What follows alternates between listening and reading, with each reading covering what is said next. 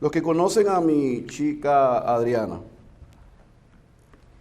saben que ella es una chica muy amorosa y muy tierna, además de elocuente y tiene sus ocurrencias.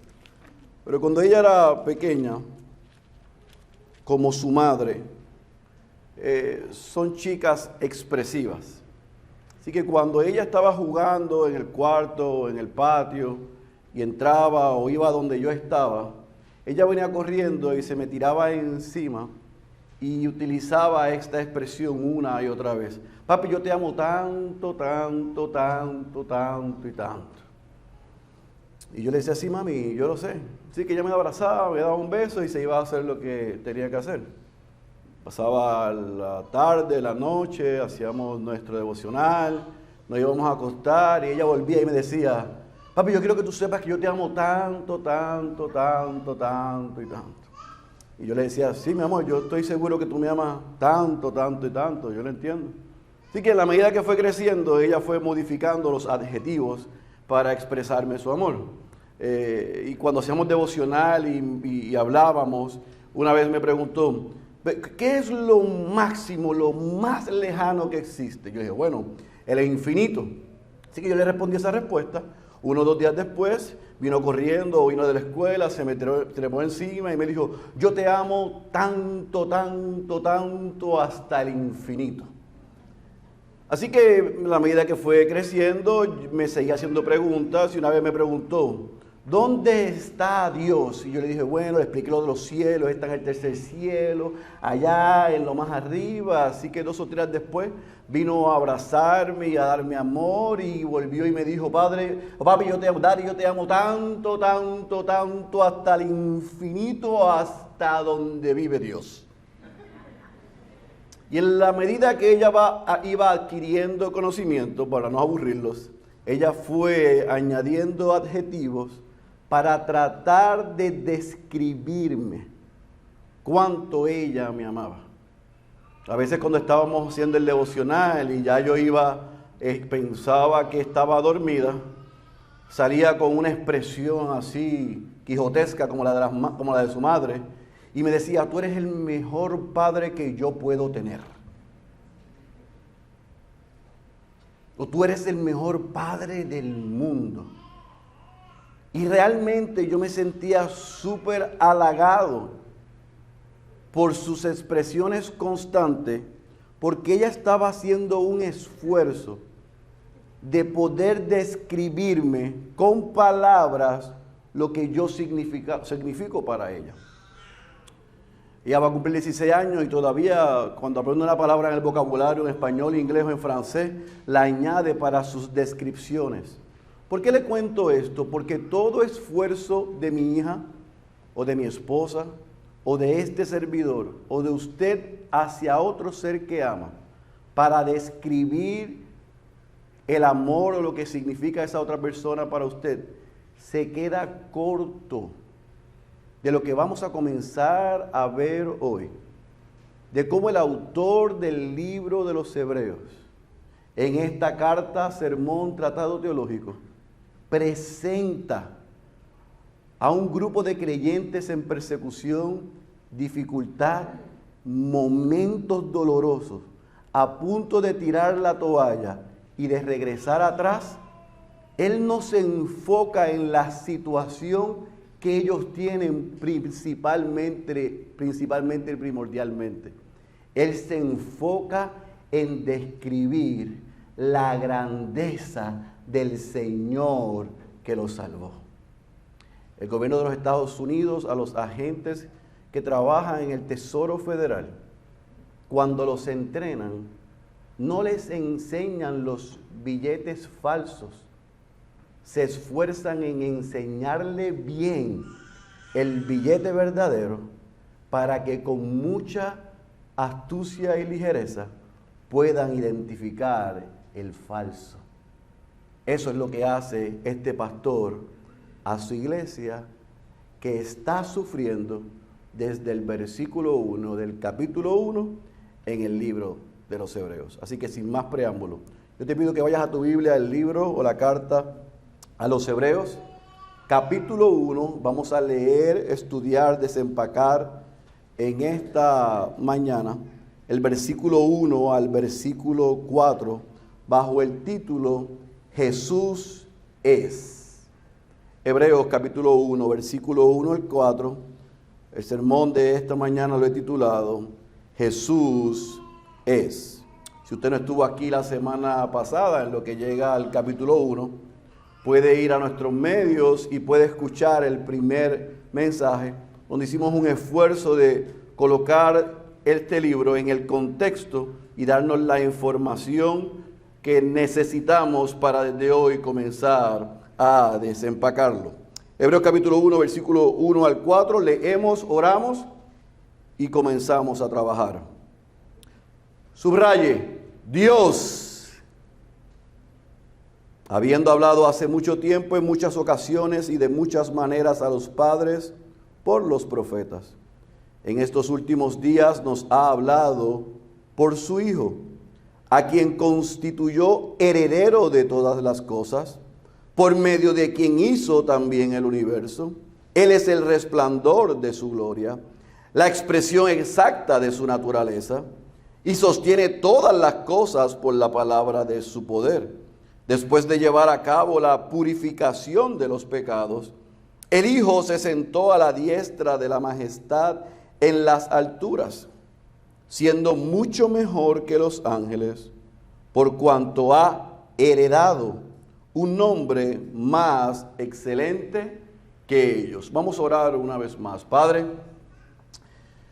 hemos confesado nuestros pecados, hemos rogado que desde inicio de este servicio, oh Dios, tú seas glorificado y Cristo exaltado. Hemos alabado con cánticos y con himnos. Y ahora nos sentamos, oh Dios, ante la fuerza más poderosa del universo. Y hoy tú nos los reafirmas, tu palabra. Por eso te rogamos que tú hables hoy a tu iglesia. Edifícala por medio de ella. Que todos nuestros sentidos estén alineados con lo que vamos a estudiar y aprender en esta mañana. Pero también, Señor, te rogamos que tú salves a los perdidos. Si hay alguno en medio nuestro que todavía no te conoce, sin importar si es su primera vez o lleva 4 años y medio en este recinto, te rogamos que hoy tú lo traigas de muerte a vida mediante la proclamación de tu palabra y la presentación de tu evangelio. Señor, una vez más, habla a tu iglesia, que salgamos edificados, desafiados y recordados. Esa es nuestra oración, en el nombre poderoso de Jesús. Amén, amén y amén. ¿Qué vamos a ver en estos 4 versículos? Vamos a ver en estos 4 versículos, como dije en la introducción, una descripción del autor de la persona de Cristo. Otra vez, vamos a ver en estos 4 versículos una descripción del autor de la persona de Cristo. Y él en esos 4 versículos le muestra a aquella audiencia, a aquellos creyentes, en el sufrimiento, en el dolor y en la persecución, que Jesús es, número 1, el profeta de Dios. Eso lo vemos en el versículo 1. Y en el versículo 2, parte alta. Número 2, él presenta a Jesús como el creador del universo.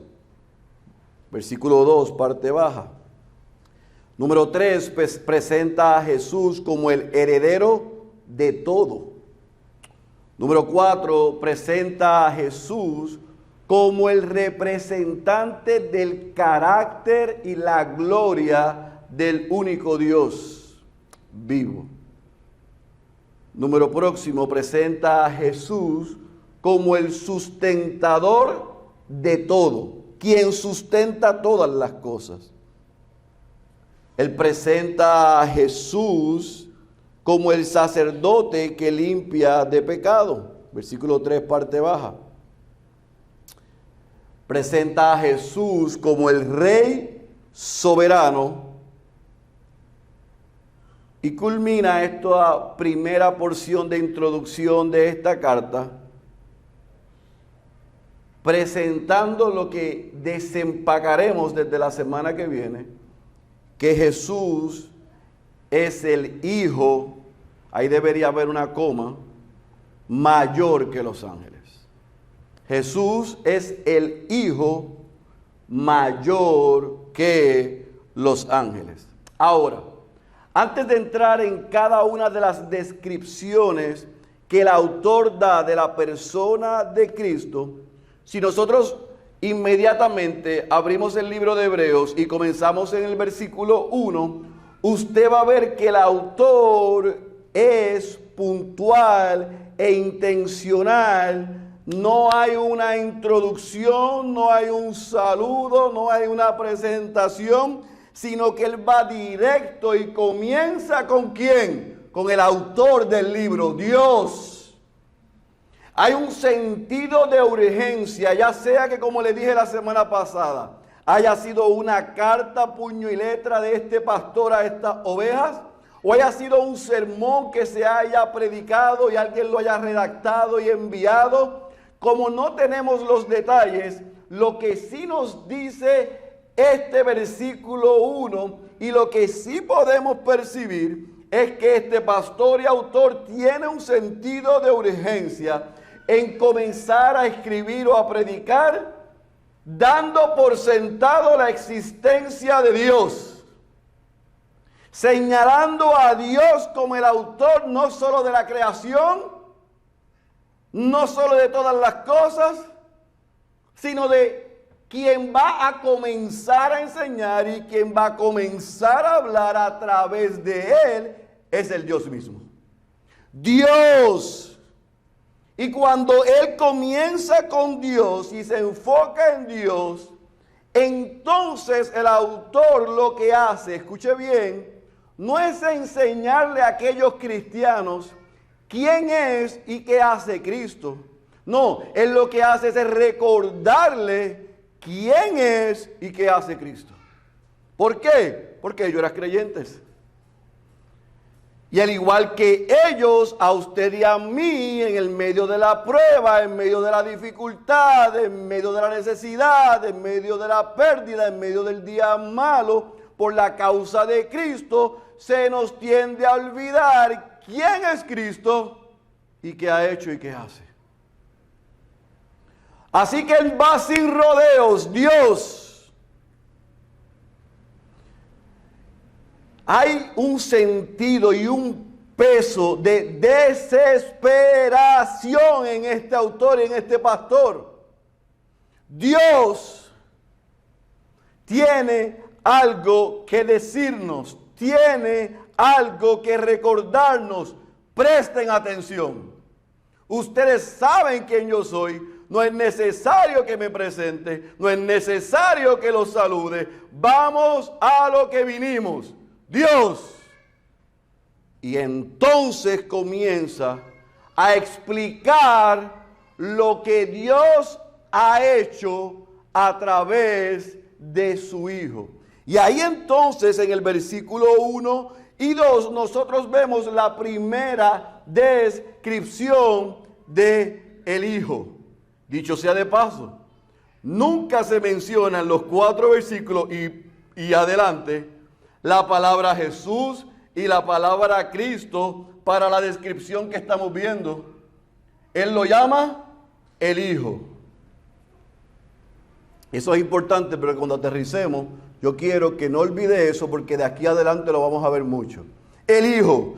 ¿Y cómo comienza entonces el autor diciendo? Jesús es, el Hijo es el profeta de Dios. Ese Dios que habló es el Dios que habla. Y el Dios que habló y que habla ha dicho lo mismo. ¿Qué ha dicho? Bueno, antes, ese Dios que habló y que habla, comienza el autor del libro de los Hebreos diciendo que ese Dios que habló y que habla, dio una revelación. Y no es una revelación general, es una revelación específica. Él habló y ha hablado progresivamente.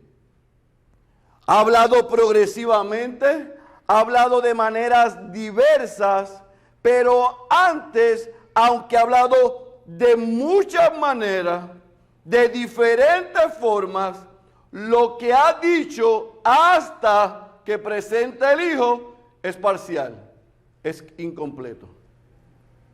Es progresivo, es de diferentes formas, de diversas maneras, pero es parcialmente completo, no había terminado. ¿Y a quién le habla? Dice él. Él dice que le habló a los padres. ¿Quiénes son los padres? Pues no podemos perder de perspectiva quién es la audiencia, que eran ¿qué? Judíos, hebreos, cristianos. Por ende, cuando él hace esa referencia, ellos fácilmente entienden que Dios le habló a los padres, a los descendientes ¿de quién? De Abraham, de Isaac y de Jacob. Eso lo vimos en el libro de Éxodo. ¿Cómo le habló? Le habló a través de los profetas. ¿Están conmigo? Para usted, quizás se rasca la cabeza. Para ellos es como que mañana es lunes. Dios habló de diversas formas, progresivamente, de muchas maneras, a nuestros padres, desde Abraham, de Isaac, Jacob y todo el pueblo de Israel.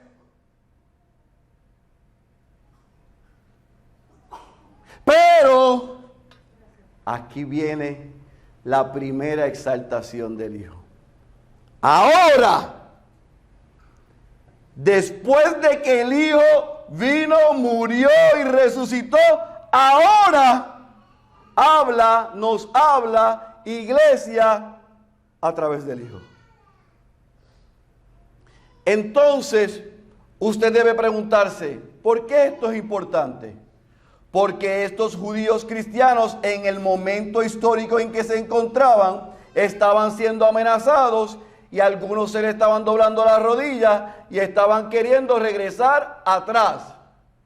Y si regresan atrás, a quien le estaban dando peso era a lo que Dios hablaba, había dicho a través de quién, de los profetas, principalmente de quién, del gran profeta, ¿qué es quién? Moisés.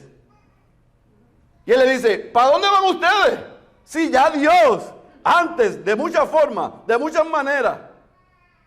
Si usted va al Antiguo Testamento y quiere hacer un trabajo, si no tiene nada que hacer en su tiempo devocional, estudia a cada uno de los profetas y vea cómo Dios habló a los padres a través de diversos profetas, pero de diferentes maneras, sueños,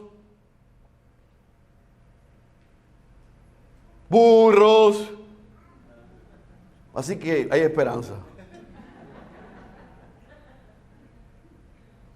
Habló de diferentes maneras, de diferentes formas, a través de diversos profetas, a nuestros padres. Sí, eso es cierto. Pero ustedes van a regresar a eso. ¿Para qué? Si ustedes tienen ¿a quién? Al Hijo. Y ahora el Padre nos habla a través del Hijo. No vuelvan atrás. Déjenme ver si esto les ayuda.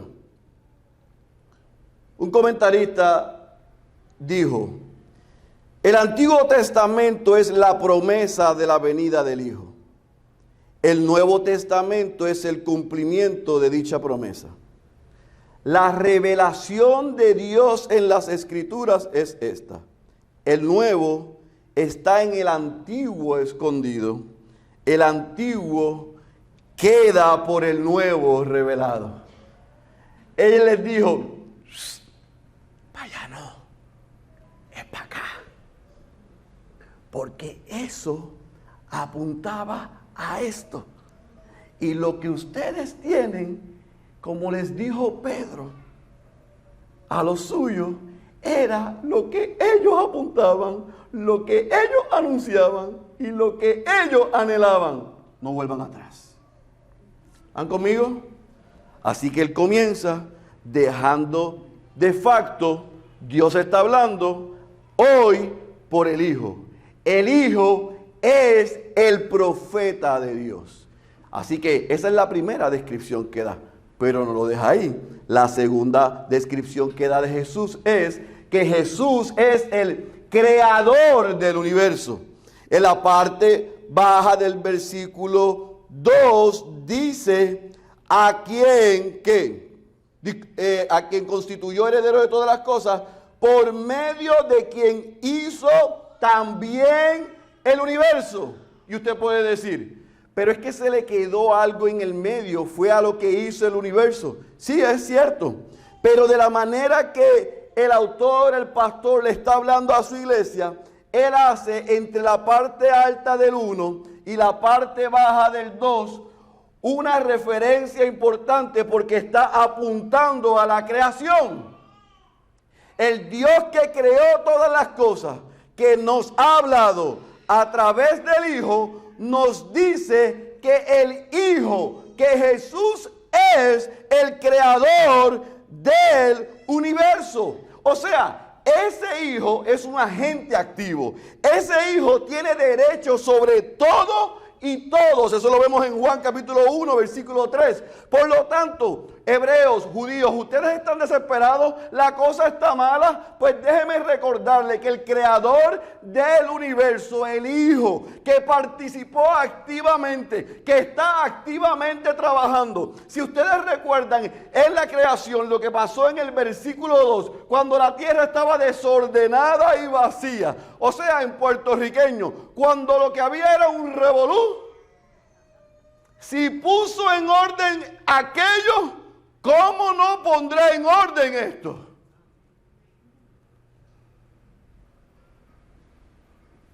Yo espero que usted esté ya aplicando cada una de estas porciones. O sea, si tú estás hoy desordenado y vacío, el creador del universo está aquí y te citó en esta mañana para que tú desees, para que tú creas y para que tú te rindas ante su señorío, porque Él va a poner en orden todas las cosas.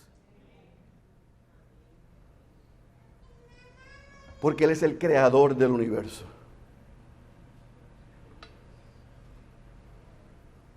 Ya cuando les dijo, Jesús el Hijo es el profeta de Dios e iba por el creador del universo, yo quiero que ustedes comiencen a pensar cómo lo estaba recibiendo esa audiencia en el momento difícil que estaba. Ahora, ese Hijo que es el profeta de Dios, que anuncia quién es Dios y lo que Dios vino a hacer a través de él, ese Hijo que es el creador del universo, que estaba trabajando activamente desde antes de la fundación del mundo. Número 3, y ahora sí voy al jamón, al medio del sándwich, es el heredero de todo. En otras palabras, el pastor y el autor le está dando un spoiler alert, un aviso, un adelanto. Ese que es el profeta de Dios, que es el creador del mundo, esta historia no se ha acabado. La cosa parece difícil, pero déjeme decirle que ese que es creador, que ese que es profeta de Dios, ha heredado todas las cosas. En otras palabras, les está asegurando a aquellos cristianos que al debido tiempo, en el tiempo de Dios, Dios le daría a él, como dice Juan capítulo 3, versículo 35, la posesión de todas las cosas. Si estaban en Italia y se la estaban haciendo difícil, si estaban en Judea y se la estaban haciendo difícil, si estuviesen en donde estuviesen y la estaban pasando difícil, el pastor le dice, tranquilo, Dios nos habla hoy a través de la obra de su Hijo. Y ese Hijo es el creador de todas las cosas. Y en el peor de los escenarios, si la cosa se pone más difícil, ellos no saben que usted y yo sabemos el final de la historia. Él hereda, tiene control, tiene dominio de todas las cosas. Ahí tiene que haber hecho así. Tirar el micrófono. Ya yo ahí estuviese recogiendo la ofrenda y cantando un corito. ¿Se acabó? ¿Qué más? Habla a través de su vida, de su muerte, de su resurrección. Habla a través del recordatorio de que ha creado todas las cosas y nos da de adelanto el final de la historia. Él tiene dominio y control de todo. Nada se sale de su mano. Al final de esta historia, esos que están haciéndole la vida difícil no saben quién ganó, quién ganará y que ustedes vencerán, aunque los maten. Número próximo. En el versículo 3, parte alta, entonces él da la cuarta descripción de ese hijo y dice, Jesús es el representante de la gloria y el carácter del mismo Dios.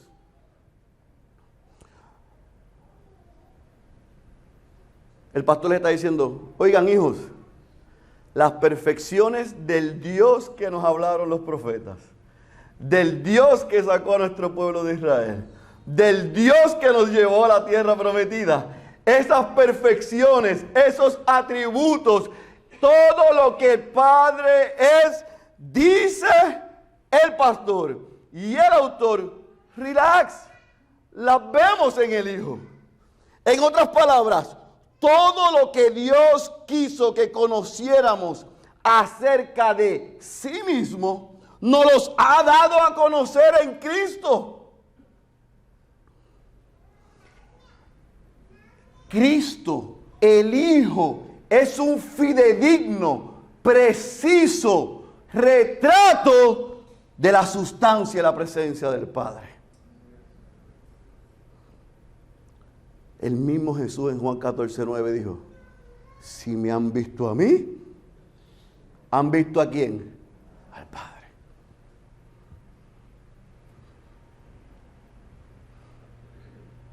Ustedes quieren dejar al Hijo por el Padre. Si el Padre está en el Hijo. Y si han visto al Hijo, han visto al Padre.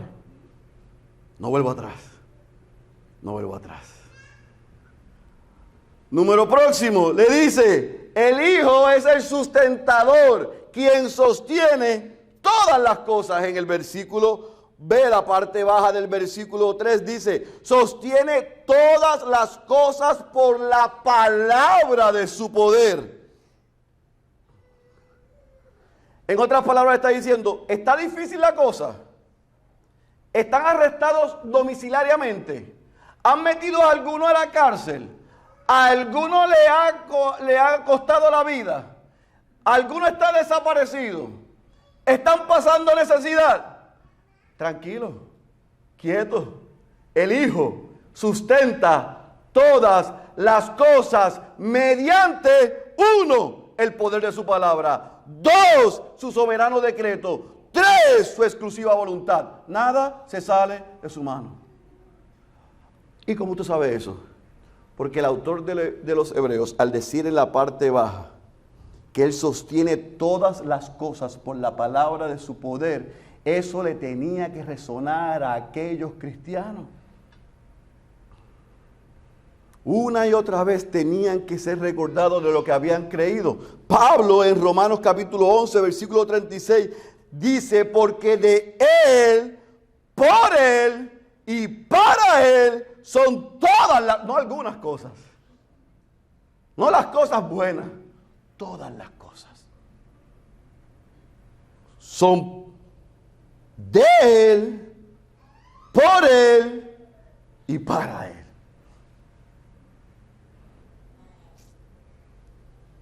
Wow. están siendo recordados de que ese hijo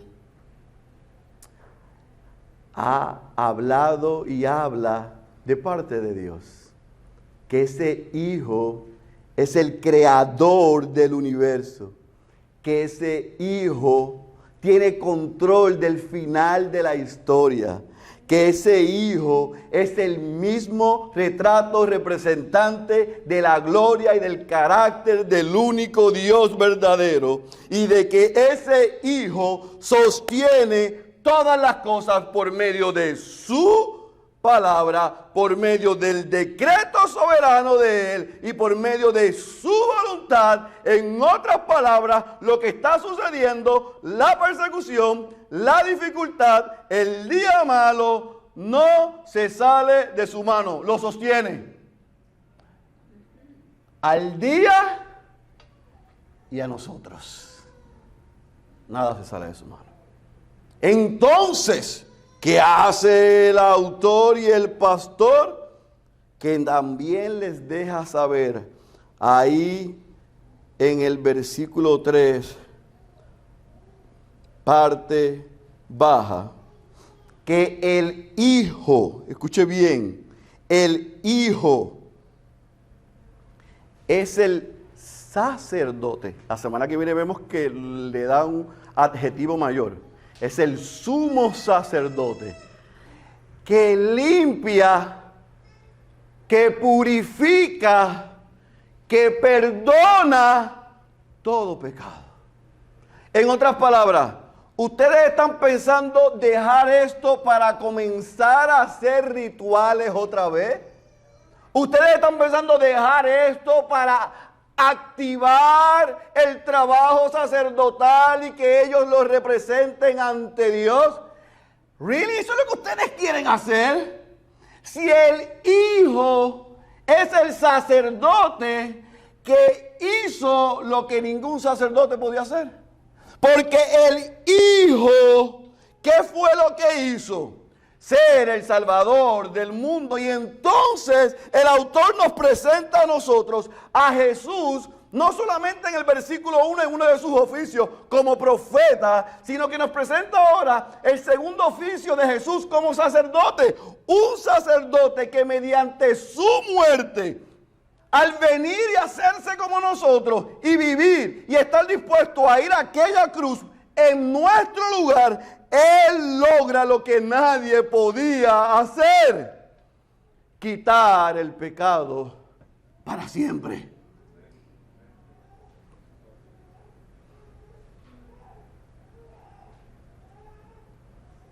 Ustedes van a cambiar a este por estos que solamente podían entrar una vez al año allá adentro a presentar los pecados de los que él sabía y de los que él no sabía, por este que es el Dios mismo, el reflejo del carácter de Dios, y se hizo como nosotros, y fue a la cruz, y llevó sobre él la ira de Dios y sus pecados, y con su muerte, una vez y para siempre, no se requiere más sacrificio. ¿Ustedes quieren hacer sacrificios? ¿Llamar a otros sacerdotes? ¿Para qué? Si ninguno de ellos jamás podrá hacer lo que el Hijo ya hizo por nosotros.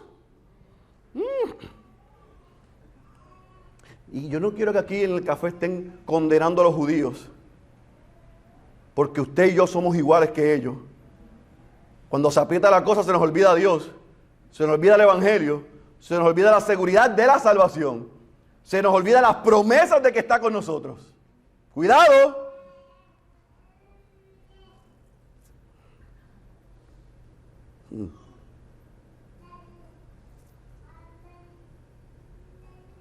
En Juan capítulo 1, 29, se reafirma que la obra de Cristo, una vez y para siempre, que por los méritos de Cristo no se requiere nada más, nunca más, otros sacerdotes otros sacrificios. El Hijo es el sumo sacerdote que limpia, que quita el pecado para siempre. No solamente eso, Él presenta entonces, imagine la escena, que ese Hijo, que es el sumo sacerdote, que se dio a sí mismo para ir a la cruz a ofrecer el sacrificio una vez y para siempre para perdón de pecado, también dice el autor de los Hebreos, el pastor a sus ovejas, que no solamente es el sacerdote que quita el pecado para siempre, sino también que es el Rey soberano. En otras palabras, usted tiene que entender esto. El sumo sacerdote entraba al lugar santísimo, ofrecía sacrificio, pero se tenía que quedar de pie. Pero ahora nos dice a nosotros, el autor del libro de los Hebreos, que el Hijo no solamente fue una vez y para siempre a dar su vida por el pecado de aquellos que el Padre lo había enviado, sino que cuando Él terminó y dio su vida por aquellos que el Padre determinó salvar, antes, hoy, después, mañana, cuando terminó, regresó a donde estaba y se sentó. Y cuando dice la diestra, no lo tome literal, lo que quiere decir, había un lugar preeminente para el rey. Termina la obra, se sienta al lado del Padre y gobierna, reina soberanamente sobre todas las cosas. Hizo lo que fue mandado a hacer, cumplió, y lo hice, se acabó y me siento a reinar y gobernar todo, sobre todo a esperar la señal y mediante lo que tú has hecho en mi sacrificio.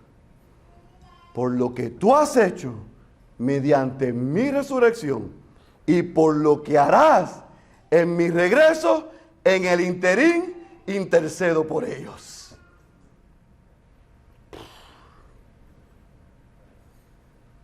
El sumo sacerdote entraba, hacía todo, se quedaba de pie, asustado, aterrado, y terminaba, y si era así como yo cuadrado, tenía que estar terminando pensando esto. ¿Habrá perdonado a aquel señor de la tienda? Y a la señora, a la vecina. Porque no sabía. Y regresaba a hacer lo que tenía que hacer.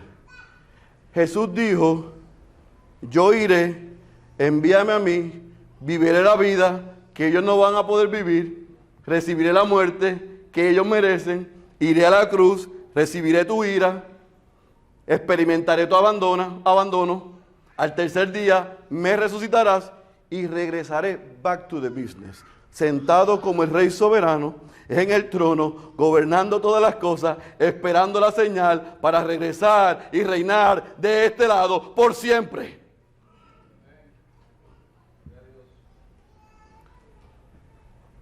Usted va a escoger ¿esto o esto?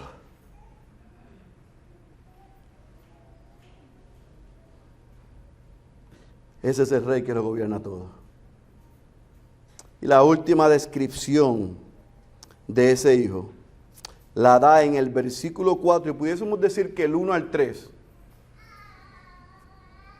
es una descripción de las características, es una descripción de las perfecciones, es una descripción de los atributos, es una descripción de sus tres oficios, profeta, sacerdote y rey, pero el versículo 4 es el intermedio, es el puente para el primer tema que veremos desde la semana que viene. Y es que Jesús, que el Hijo, es mayor que los ángeles. Ahora, yo quiero poner en perspectiva esto, la semana que viene lo desempacamos mejor. Pero cuando en el versículo 4 se nos dice a nosotros que el Hijo, es mayor que los ángeles, que el Hijo es mayor que los ángeles, usted tiene que entender por un momento la idea errónea que tenían los judíos, porque en el 2023 hay algunos cristianos con la misma idea errada de los ángeles.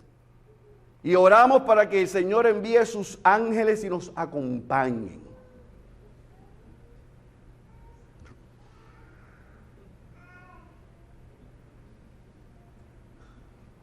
Los ángeles eran mensajeros.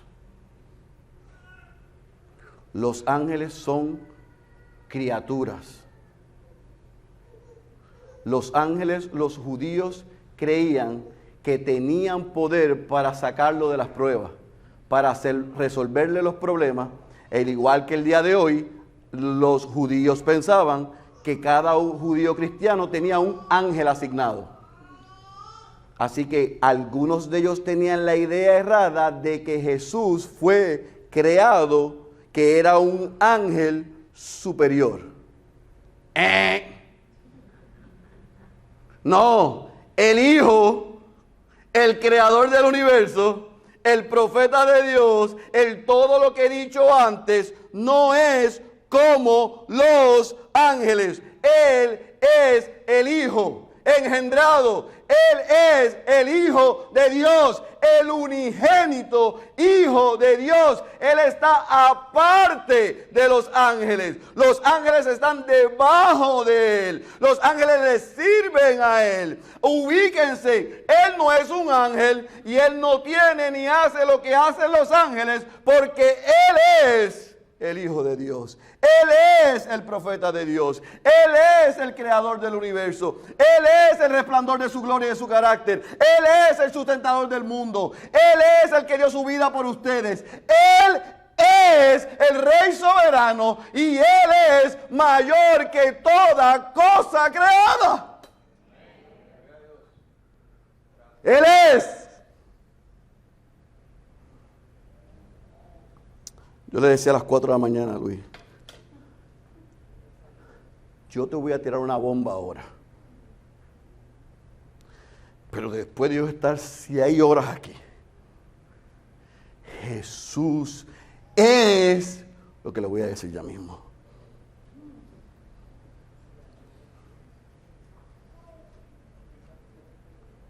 Jesús es otra cosa.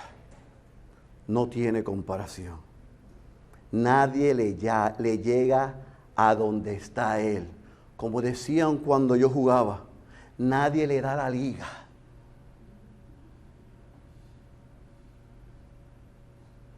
No se compara a un esposo, no se compara a una esposa, no se compara a los hijos, no se compara a un trabajo, no se compara a una familia, no se compara a un hogar, no se compara a la salud. No se compara a tu hobby preferido. No se compara aún como estaba Carlos I ayer en el tope de la montaña viendo la creación que ese Dios creó a través del Hijo. Nada tiene ni puede igualarse con Jesús, el creador de todas las cosas, quien sostiene todas las cosas.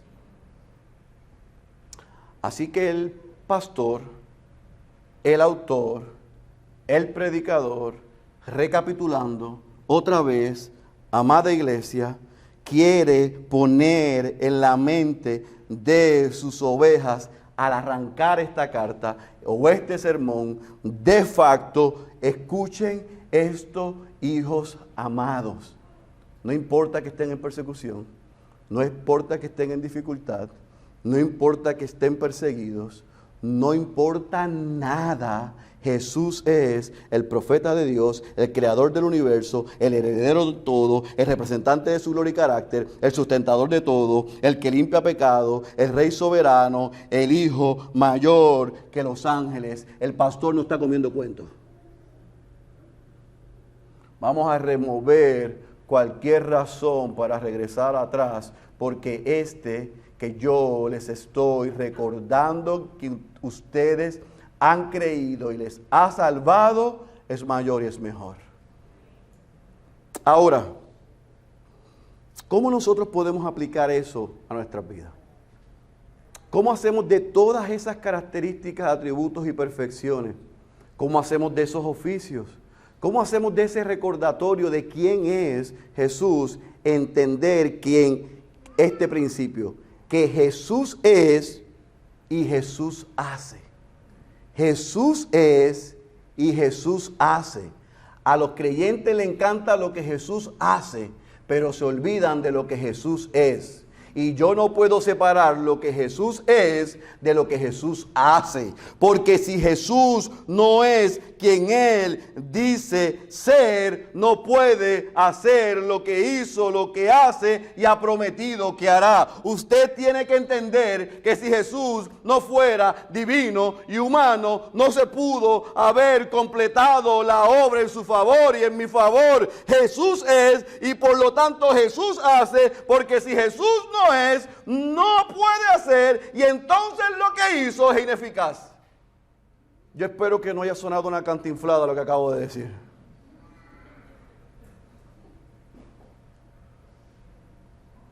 Jesús es, Jesús hace, porque si Jesús no es, no podía hacer lo que hizo y entonces lo que hizo sería ineficaz.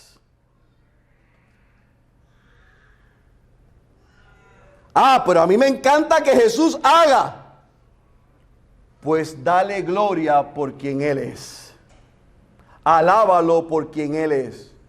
Rinde adoración por quien Él es. Porque cuando tú y yo entendemos quién Él es, caemos rendidos a sus pies por quien Él es y le glorificamos por lo que hace, aun cuando no hace lo que yo quiero que Él haga. Porque lo que Él hace siempre es bueno para nosotros. Esa es la gran noticia. Por lo tanto, amados, el segundo principio que nos enseña esta carta para nosotros hoy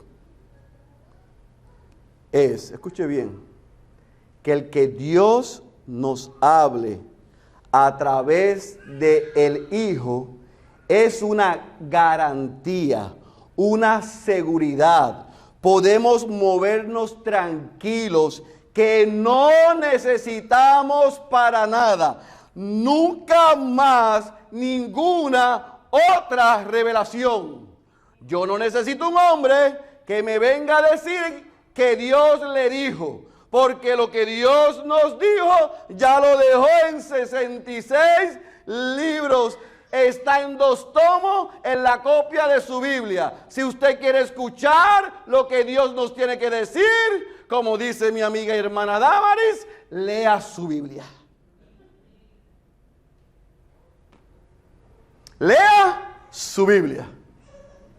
Así que cuando se levante alguien, yo tuve un sueño, yo sentí de parte de Dios, yo tengo que decirte que te dé capítulo, libro y versículo. Si no, haga silencio. Eso debe dar paz y seguridad. Glorificamos a Dios por quien es, por lo que ha hecho en Cristo, por quien es Cristo y porque nos ha dejado la palabra profética más segura que desde su inicio nos habla del personaje principal de este libro. En el antiguo se apuntaba a su venida, en el nuevo nos muestra su llegada, su vida, su muerte, su resurrección, y termina el libro con la promesa no solamente de que está ascendido, sino que regresará otra vez por nosotros. No necesita otra cosa. Así que yo le voy a decir a usted que está aquí. No quiero a nadie diciéndole a otro, Dios me dijo. Tengo una palabra de Dios para ti. A menos que abra su Biblia y le muestre la porción de las Escrituras. En esta iglesia, nosotros escuchamos cada vez que nos reunimos a Dios hablar. No necesitamos que Dios nos hable a través de usted. Porque en esta iglesia abrimos la Biblia, leemos la Biblia, oramos la Biblia, cantamos la Biblia y predicamos la Biblia. Dios está hablando constantemente a esta iglesia. Yo le invito que si quiere escuchar a Dios, únase a esta iglesia. Porque aquí oramos, leemos, cantamos y predicamos la palabra de Dios. Y Dios habla, ha hablado y nos ha prometido que nos hablará a través de este libro. Así que para concluir, voy a hacer lo que Pablo hizo con los colosenses, lo que el autor del libro de los Hebreos hizo con los hebreos, lo que los miércoles estamos viendo al apóstol Pedro a hablar y hacer con los cristianos en el Asia Menor. Recordarnos lo que ha hecho Dios en Cristo. Primero, recordando quién es Él, recordando lo que Él hace, para terminar con este statement final y que lo podamos cantar. Colosenses capítulo 1, versículo 15 al 20. En lo que usted lo busca, yo se lo voy a leer. Así que más que chicle y camine a la vez, escuche bien. Él es la imagen del Dios invisible, el primogénito de toda creación, porque en Él fueron creadas todas las cosas, tanto en los cielos como en la tierra, visibles e invisibles, ya sean tronos o dominios o poderes o autoridades. Todo ha sido creado por medio de Él y para Él. Y Él es antes de todas las cosas, y en Él todas las cosas permanecen. Él es también la cabeza del cuerpo, que es la iglesia. Él es el principio, el primogénito de entre los muertos, a fin de que Él tenga en todo la primacia, porque agradó al Padre que en Él habitara toda la plenitud, y por medio de Él reconciliar todas las cosas consigo, habiendo hecho la paz por medio de la sangre de su cruz. Por medio de Él, repito, ya sean las que están en la tierra o las que están en los cielos. ¿Sabe por qué, amada iglesia? Porque Jesús es incomparable.